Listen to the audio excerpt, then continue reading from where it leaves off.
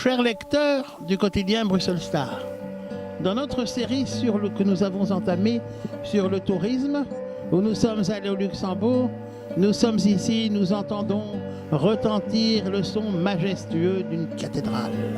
Nous sommes à environ 450 km de notre Bruxelles et nous poursuivons la découverte d'endroits magnifiques où nous voulons vous faire vivre vraiment ce qu'est le cœur de certains pays européens.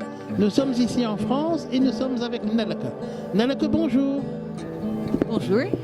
Alors Nelke, sous le son majestueux des cloches de cette cathédrale, où sommes-nous?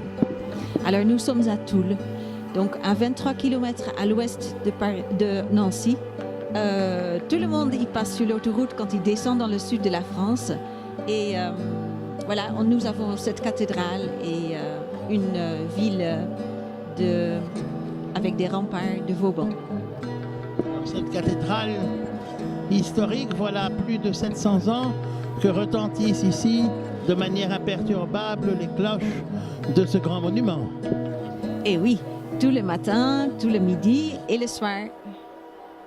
Historiquement, plus de 700 ans déjà. Parce que la cathédrale a été construite donc, entre 1220 et 1500.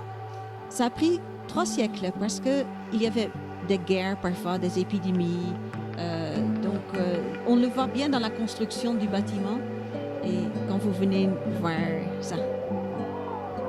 Alors, à côté de cette majestueuse cathédrale, et nous nous trouvons ici dans le cloître de la cathédrale où se promenaient les chanoines, il y a d'autres endroits très intéressants à visiter à Toul. Oui, il y a.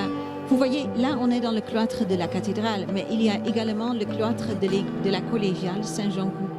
Donc ici, c'est un cloître début gothique et on verra plus loin, Saint-Jean-Gou, c'est un cloître fin gothique début Renaissance. Et donc, c'est très intéressant d'avoir dans une petite ville comme nous deux cloîtres. Vous dites petite ville, combien d'habitants environ? Ben, nous avons 17 000 habitants et en fait, ça n'a pas changé depuis des siècles parce que tout le monde se trouve à l'intérieur des remparts. Donc, ça n'a pas pu aller beaucoup plus loin. C'est pour ça qu'à un certain moment, la ville de Nancy est devenue beaucoup plus grande et c'est l'évêché qui s'est déplacé de Toul à Nancy. Ça, c'était en 1760. Il y a aussi un vignoble. On fait du vin aussi dans la région de Toul. Bah oui, il y a le Côte de Toul avec une spécialité qui est le gris de Toul. C'est un vin qui est très agréable, très facile à boire. Et donc, c'est à 5 km au nord de Toul et une quinzaine de kilomètres au sud de Toul. C'est le gris de Toul. On se situe sur 4-5 villages viticoles. Oui, voilà. Il y a au nord Brûlé et Lucé et au sud Mont-le-Vignoble, Buligny et Blénaud. Sur 2 zones bien séparées, disons. Oui, mais en fait, ce sont des villages qui se trouvent. Il y a un massif à l'ouest de Toul. Et ça, dans le creux de ces massifs, il se trouve le village de vignerons. Parce que comme ça, le vin, il est sur des coteaux qui sont exposés au sud.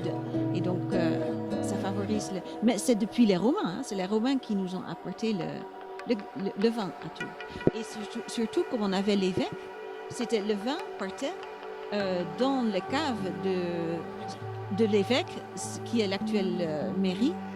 Donc, c'était le palais épiscopal. Et donc, ils faisaient de très bons vins à cette époque-là. Vous nous donnez vraiment envie, vous donnez envie à nos lecteurs de venir à Toul.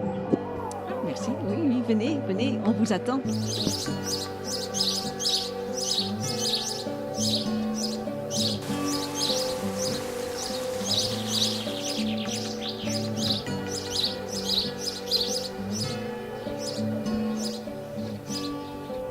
Toujours dans notre petite découverte de la région de Toul, nous sommes avec Cédric de la Maison du Tourisme de la région de Toul. Cédric, on est ici sur la Moselle, sur un endroit très important pour les cyclistes. Pourquoi? Oui, tout à fait. C'est à la boucle de la Moselle. Ça a une particularité d'être aux axes de plusieurs voies de communication de véloroutes qui descendent le long de la Moselle et qui vont aussi de Paris à Prague. Et au croisement de ces deux axes-là, donc est-ouest, nord-sud, on a une petite boucle de 90 km qui est faisable en vélo tout le long de canaux et de la Moselle. Alors il y a beaucoup de touristes qui viennent spécialement dans la région de Toul pour le cyclisme. Alors ils viennent pas spécialement pour, et nous on travaille justement pour faire en sorte qu'ils vont venir. On est en train de développer la boucle de la Moselle. Il y a toutes les infrastructures qui sont déjà mises, les dernières sont en train d'être faites.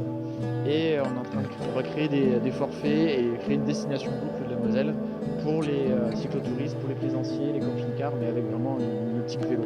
Alors justement, qu'est-ce que nos lecteurs de la grande région de Bruxelles qui font du vélo peuvent trouver? Qu'est-ce qui est bien pour eux? Alors ici, ce qui est intéressant, c'est que c'est une boucle. Donc en fait, vous partez d'un point et vous revenez après. Il n'y a pas de logistique à faire en transport derrière. Dès que vous êtes arrivé à Nancy ou à Toul, vous faites votre boucle et vous revenez au point de départ. Elle est relativement plate, elle est calme tout le long de Moselle et vous avez la possibilité d'avoir vraiment un parcours assez varié parce que vous avez à la fois l'UNESCO de Nancy, vous avez à la fois le patrimoine gustatif avec le Green Toul et vous avez toute une nature qui est assez calme et apaisante, plus pas mal de petits sites insolites sur le coin comme des forts, d'acrobranches, possibilité de faire du kayak, etc. Voilà. Eh bien, un grand merci Cédric. Je vous en prie, pas de problème.